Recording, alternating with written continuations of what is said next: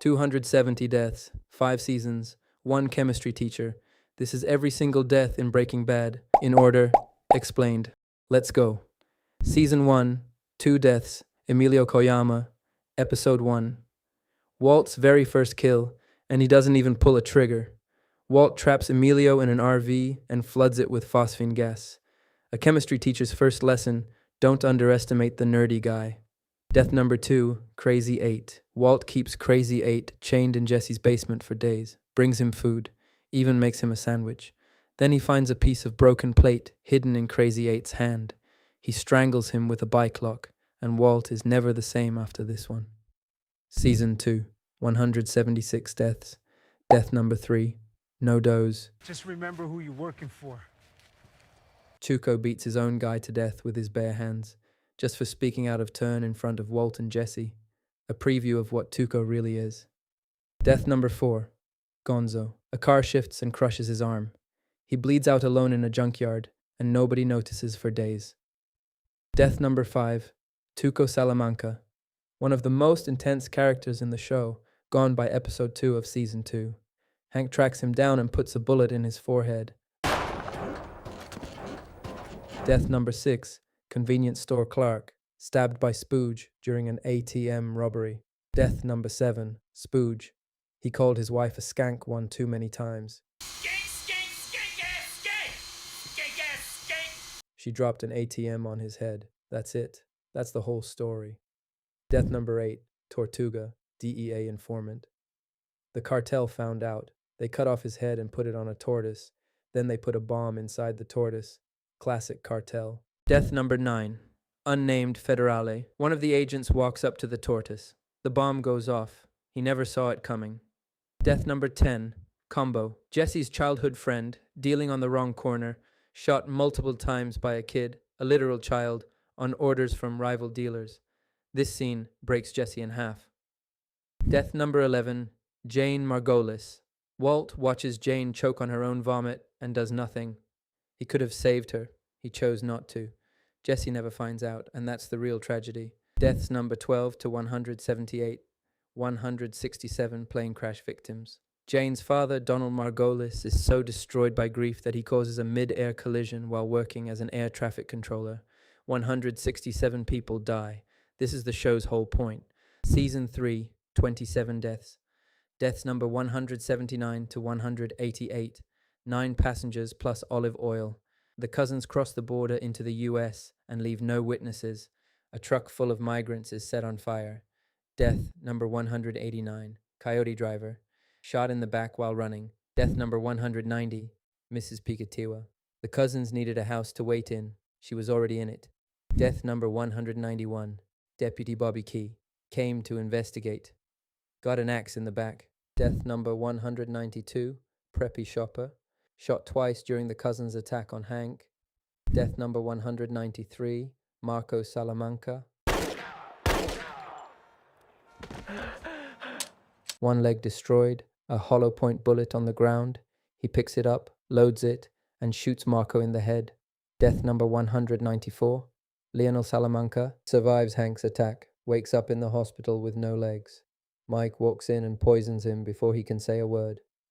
Deaths number 195 to 197, Juan Bolsa plus 2 bodyguards. Gus tips off the Mexican federales. They handle the rest. Death number 198, Tomas Cantillo, the child who shot Combo, 11 years old, killed to tie up loose ends for the cartel. Deaths number 199 to 200, 2 rival dealers. Episode 12, Walt runs them over with his car, gets out, shoots one in the head. Deaths number 201 to 204, 4 cartel assassins. Mike takes them out one by one to protect Dwayne Chow. Mike is built different. Chow, you have anything you want to tell me? Death number 205, Gail Boetischer. Walt is about to be killed unless Gail, the only other person who knows the formula, is eliminated first. Walt calls Jesse. Jesse knocks on Gail's door.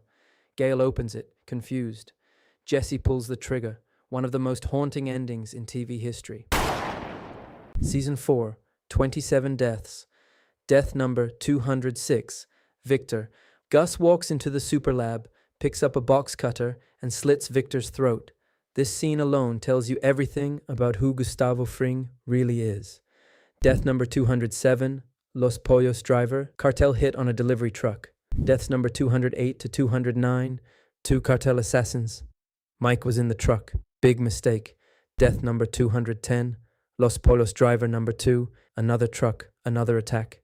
Deaths number 211 to 212, 2 Los Pollos guards, locked in the back of the truck while the engine runs. Death number 213, a cartel sniper takes him out during a standoff.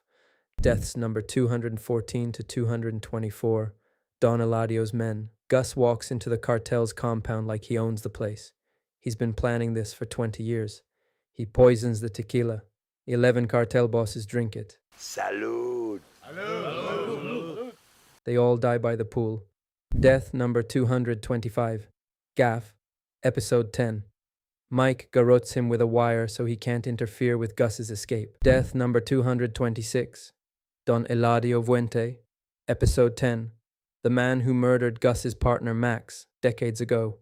Gus watches him die by the pool, 20 years in the making.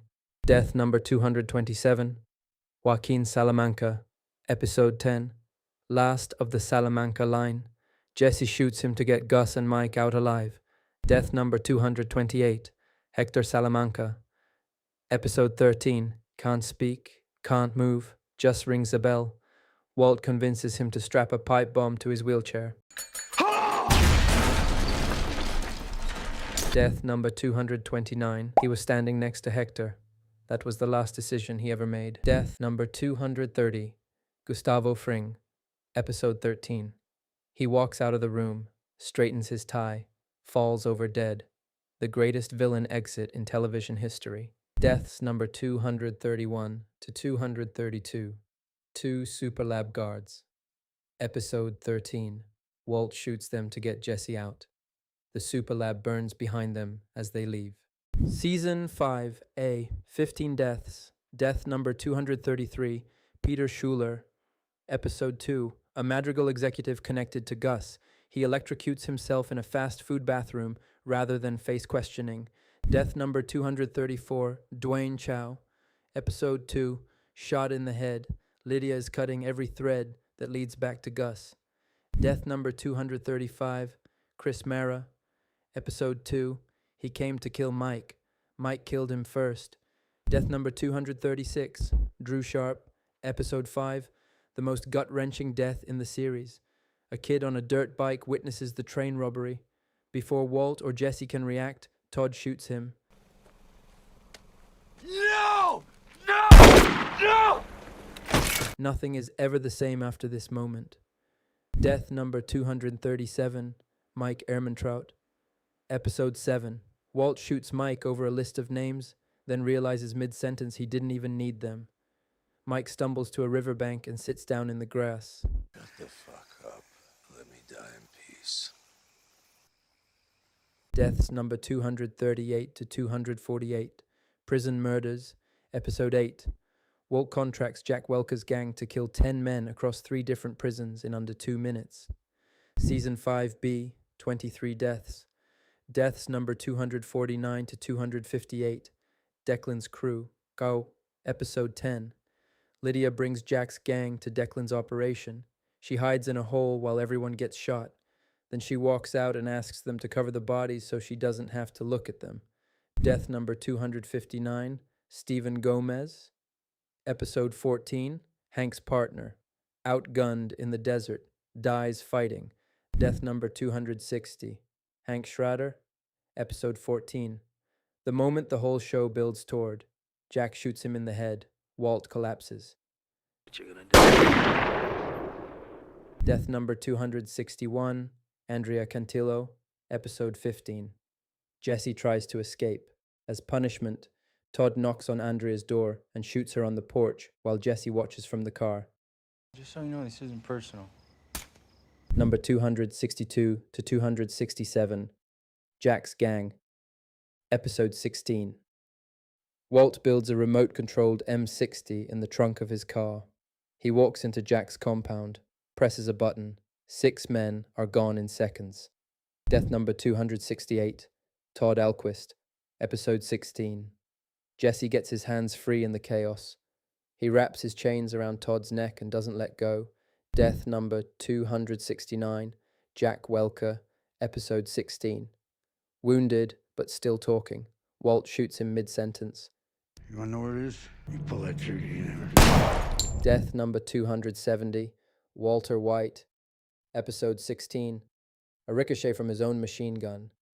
Walt stumbles through the meth lab, touches the equipment one last time, falls to the ground as police flood in. He's smiling. He died doing the one thing he was ever truly good at,